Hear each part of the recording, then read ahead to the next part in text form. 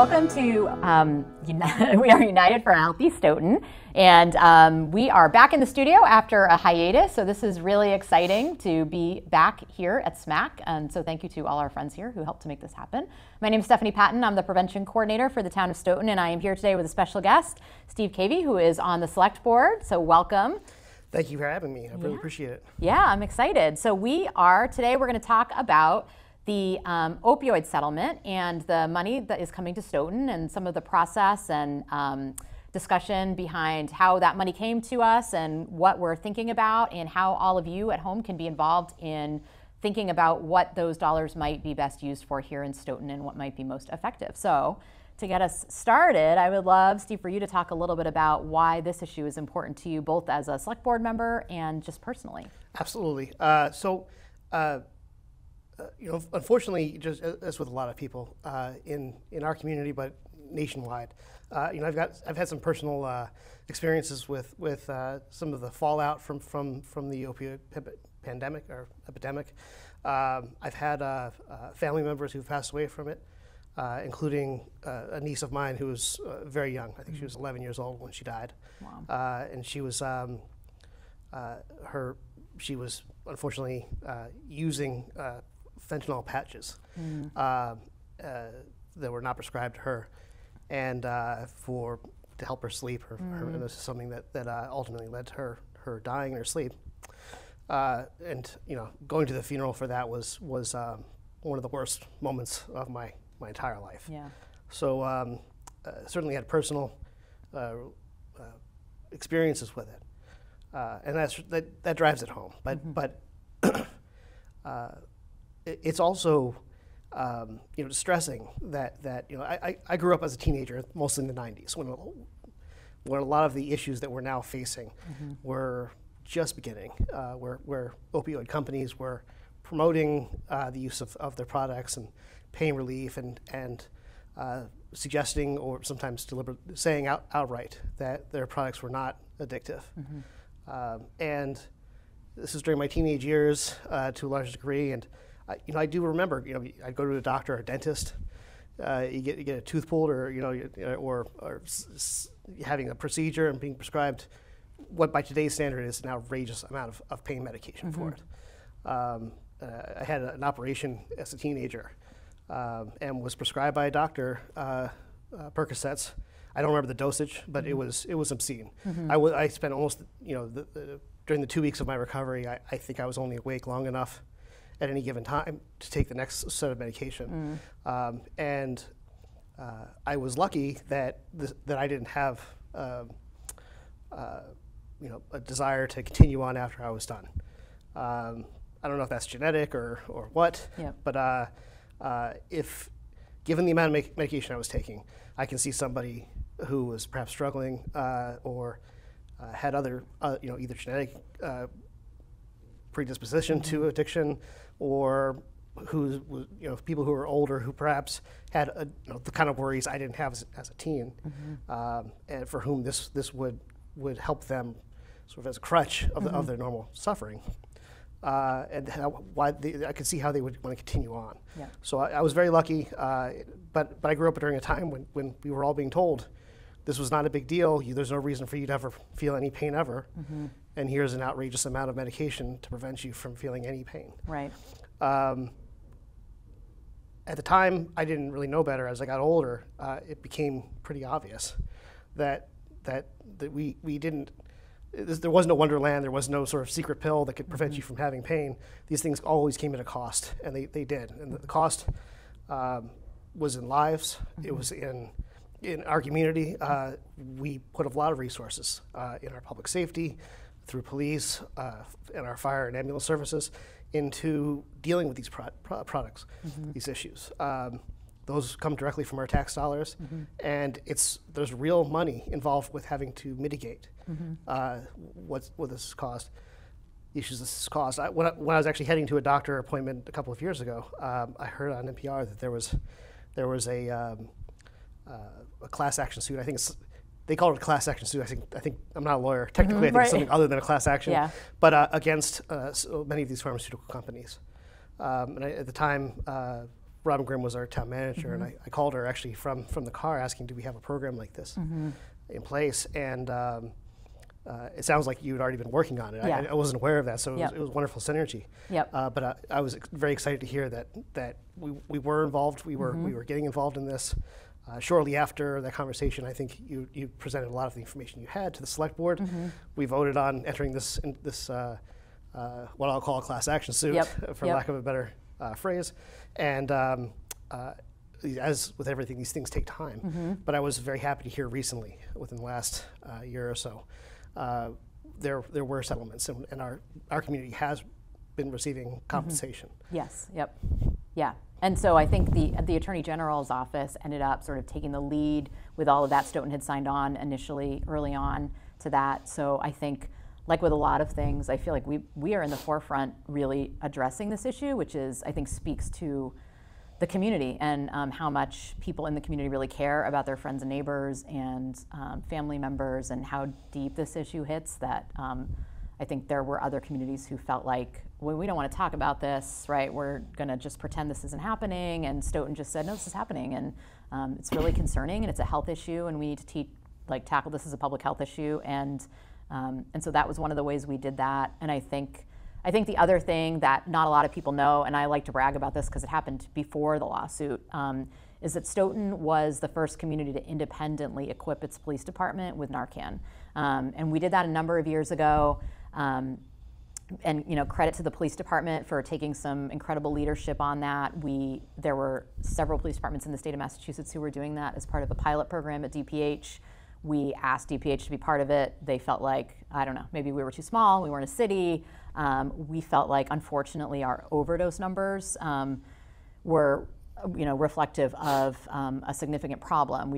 Maybe we had lower numbers because we had less people in our population. And so the chief at the time decided that this was important, and we worked together to make it happen here in Stoughton. And we worked with a local physician, Dr. Dan Muse, who's somebody who doesn't like to get credit for this, but an incredible human who wrote a standing order for our police department. We worked with the district attorney's office, and at the time, Deputy Chief Holmes and Chief McNamara were in the role of overseeing all of the EMT type services that's I'm using that term incorrectly, but all of the sort of medical services that the police department provides in emergencies, and trained all of the officers. And it was really amazing. And I think really Stoughton actually helped spread that across the Commonwealth.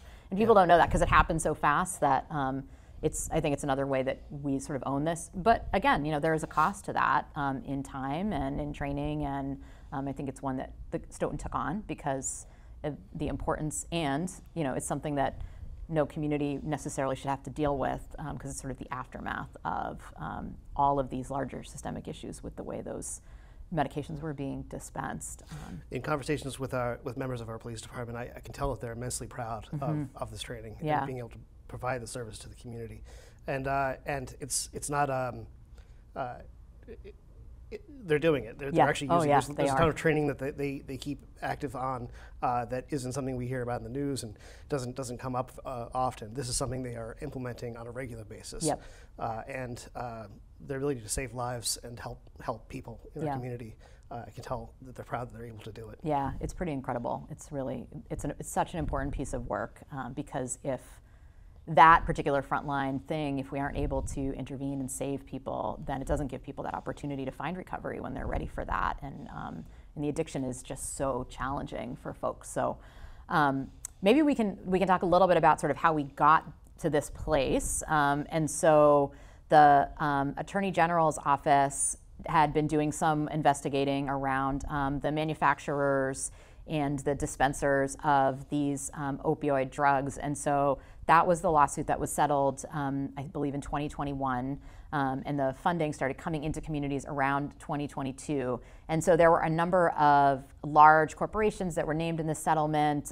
So pharmaceutical companies that you may be familiar with, pharmacies that you may be familiar with were named in this lawsuit, and all to sort of varying degrees. And what some of the findings were, and we'll show on the screen the exact language from the Attorney General's office, was that some of these drug companies were really going after providers and calling them directly and reaching out to them and encouraging them to prescribe. And in a lot of cases, it ended up being over-prescribing, as you were talking about in your own story, that the amounts of medications that were being dispensed, and that people, on the bottle, if it says take 30, that people think, oh, well, I need to take all 30. That's how the prescriptions used to be written.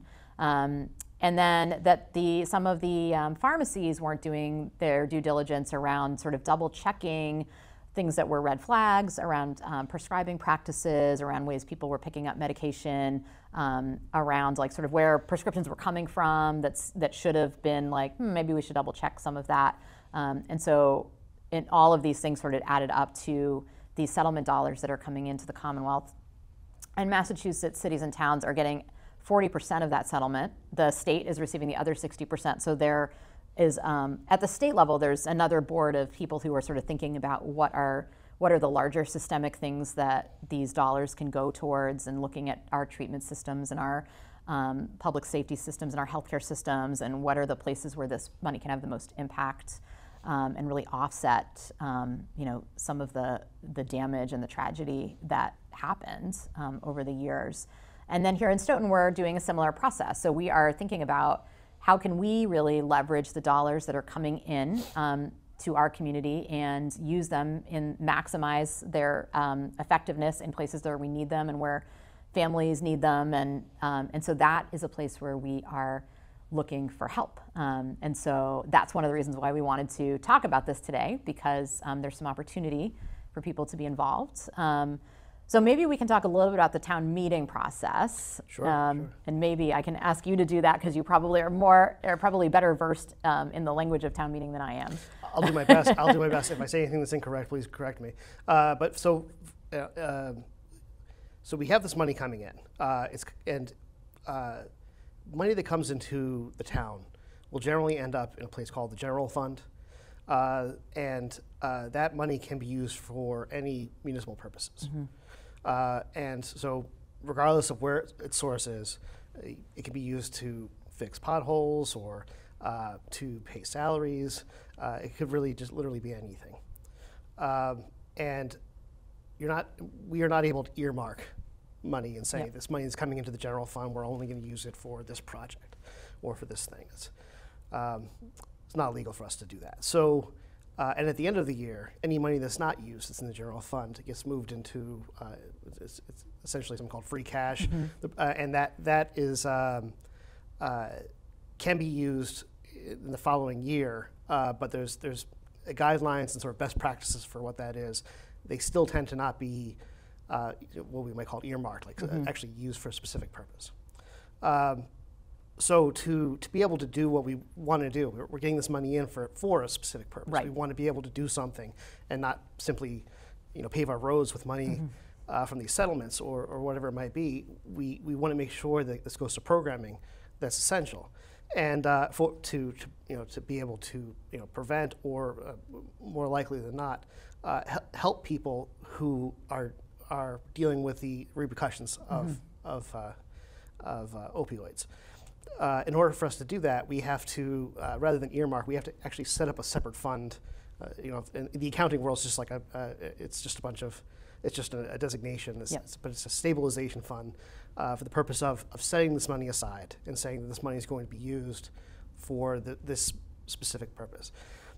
It's not a sort of blank check or a bank account that anybody can pull into. So the town meeting votes to create the stabilization fund. They can then vote to put money into it. In the future, they are the only body that's able to say that they're going to move some portion of money into this account, and they're the only body that can say we're going to move money out of it. So if we have projects that we want to do, we have to again come to town meeting for these projects. So there's a lot of oversight over where the money is being used and what goes in and what comes out. There might be areas where it's not we wouldn't say it's flawless, but I don't think you can find a more secure way of making sure that the money is being used appropriately, and there's multiple levels of oversight. It's very safe, but it's also very slow. It's a slow process. So our first goal was to simply create the stabilization account. as you mentioned, there had been money coming in though, and Correct. Yep. and that money went into the general fund, and it was used for whatever we used it for. Right. There was, at the time, there was no way to stop that. There was no way to say no, we want to set it aside. But we start by just creating the fund, and that was done. At town meeting, after the creation of this fund, there was a motion on the floor. I think it was actually by a former select board member, or sorry, a fellow select board member. I think it was select board member Lugito, who voted to move the money that amount of money that was equal to what we had received up until that point into this stabilization fund. Yep. I don't, it's hard to get a unanimous vote at town meeting, but I think you got about as close as you could ever get. Yep. I think there might have been, one or two people who voted against that.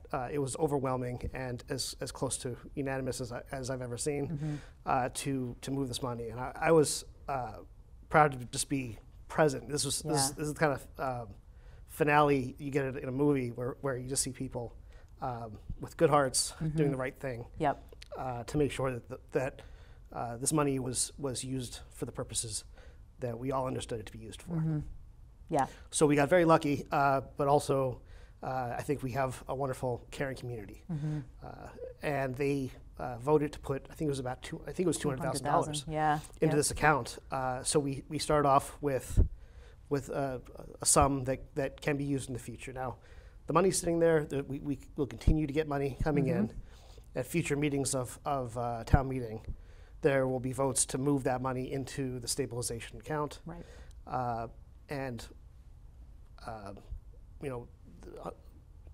One thing we could do is just simply let the money build up. Right. But I don't think anybody would agree that that's what we really want it for this community. What the purpose of the money is to be used. And so there's now that we have the money, our big question is what projects, what things should we put it into? What will give us the most benefits as a town? But also, and this is just my own philosophy, you also want to pick things that emphasize your strengths. Right.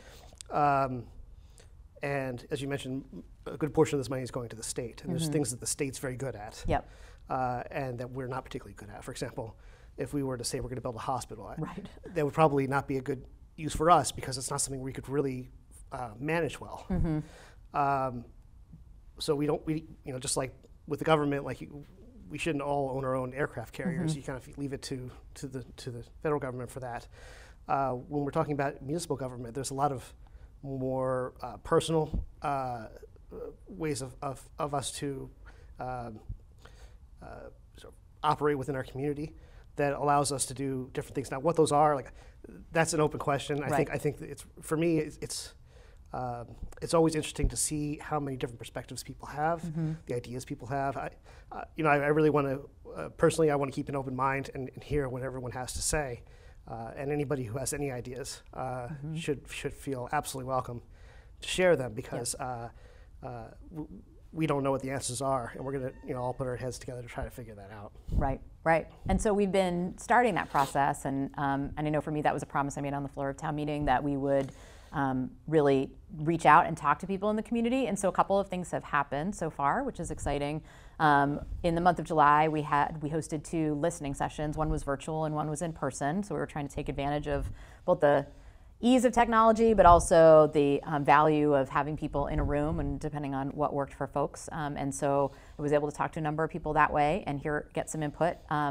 People are always welcome to call me, and we will, before the end of the show, we'll put up my contact information. You can send me an email directly. I'm happy to have individual conversations with folks. And actually, one of the things that came out of our community conversations is people suggested that we put together a survey instrument so that folks could react to some of the ideas that we've heard so far, include new ideas. As Steve had said, I think it's really important. I think we learn more when we're able to sort of crowdsource and hear from people, particularly people who have lived experience with this issue. A lot of families in Stoughton have been impacted by this, and I think a lot of families have ideas and things that maybe would have been helpful or could continue to be helpful for them and so as we think about how we might use this money, we aren't talking about millions of dollars, unfortunately. I mean, I think we're We're talking of, on average, somewhere in the vicinity of about $80,000 coming in a year, but we have some money in that account, and the money can roll from year to year. So it will average out to be more than that initially. There are funds that will be coming in for the next up to like 16 years. There's a possibility for other settlements. The dollar amounts tend to fluctuate from year to year too, as the different manufacturers and distributors have sort of settled in different ways. So some of them are settling, really quickly over 3 years. Some of them are settling over like the full 15 to 16 year period. And so it makes it a little bit challenging, I think, from an accounting perspective. But I think, it's important to hear just from folks around what your ideas are, because sometimes there are things we can do that might be outside of these dollars, that might just be about putting our heads together and problem solving.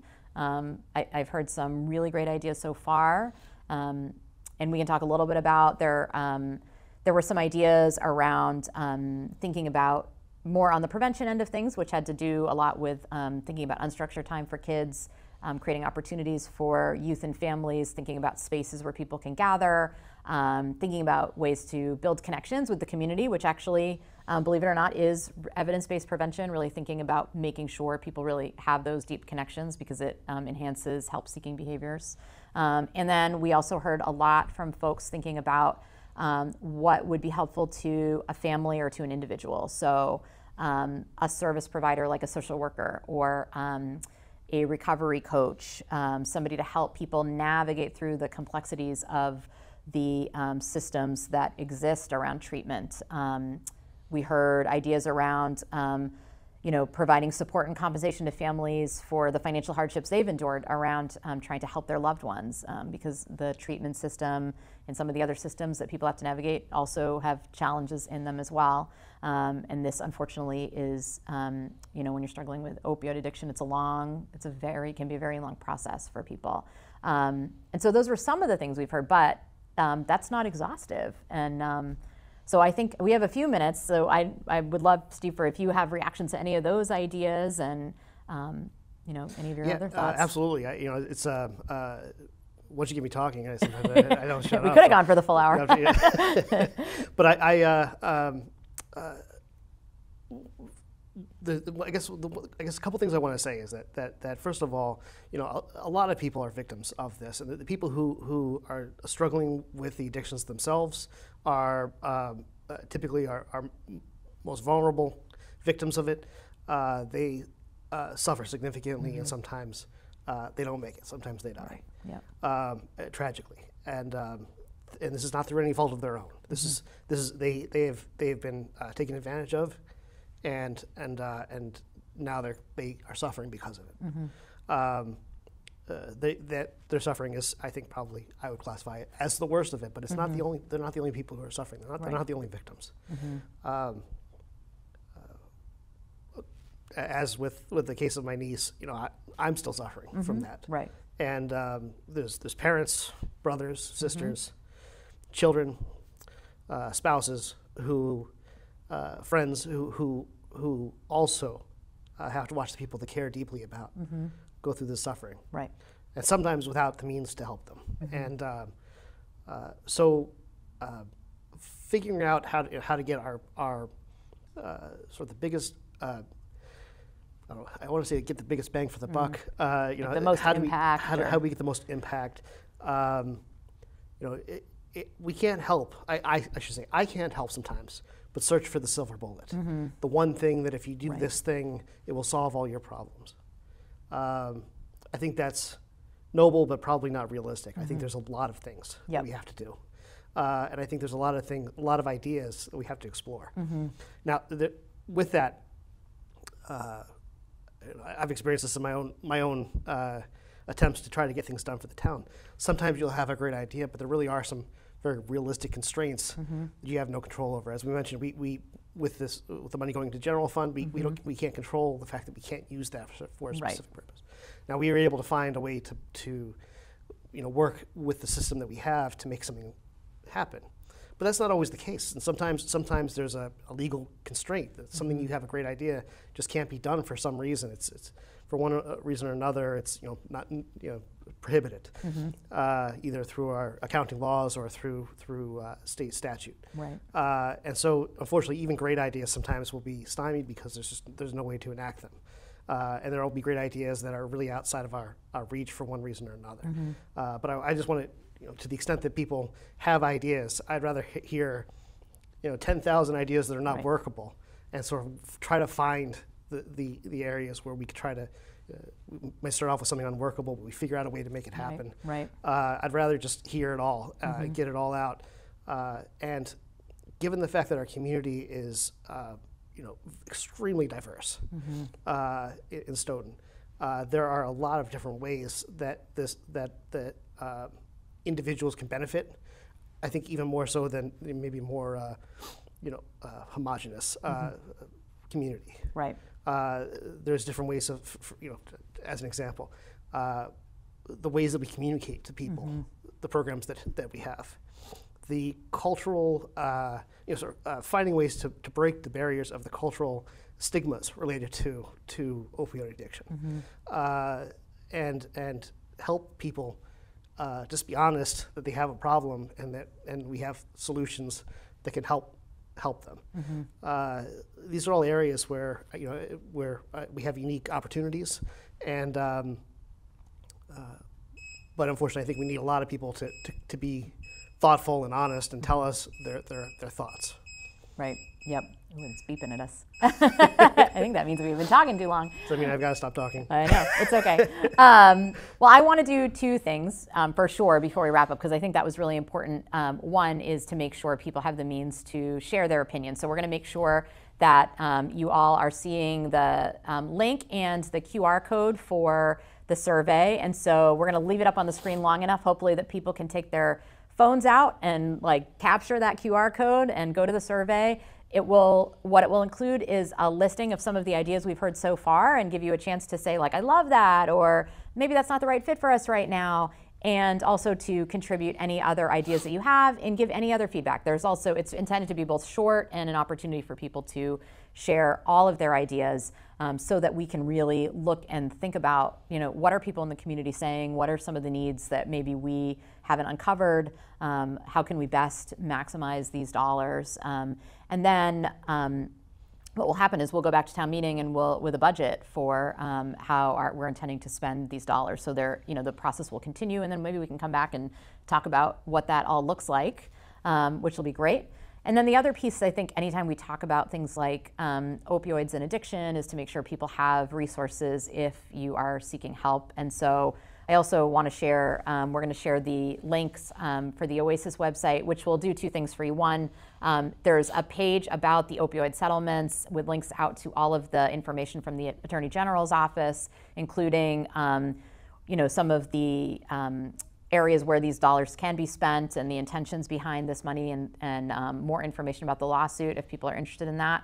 In addition, on that same website, there's a button at the top that says, looking for help, and there are a lot of opportunities and helping resources there, including the Bureau of Substance Abuse Services helpline, which is sort of a one-stop place where people can call and get connected and talk to a person about what sort of support services they need. There's also the behavioral helpline, which is new in the state of Massachusetts, which does the same thing for behavioral health services and substance abuse prevention or treatment services. People can use either line for that. And then there are support group services for families. There's some information about grief support, all sorts of different information that if people are seeking help, it can be a good starting place. So I want to encourage folks, if those are supports that you need, to be able to find those as well. And I want to thank Steve for being here today. That went really fast. I know, it always does, but thank you very much again for the work that you do and for inviting me here. I really appreciate it. Our whole community is in your debt. Oh, I appreciate it. I really appreciate it, and I hope that you'll come back and we'll be able to talk about sort of what all of you shared with us and where we ended up with this conversation. Thank you so much. Thank you. All right.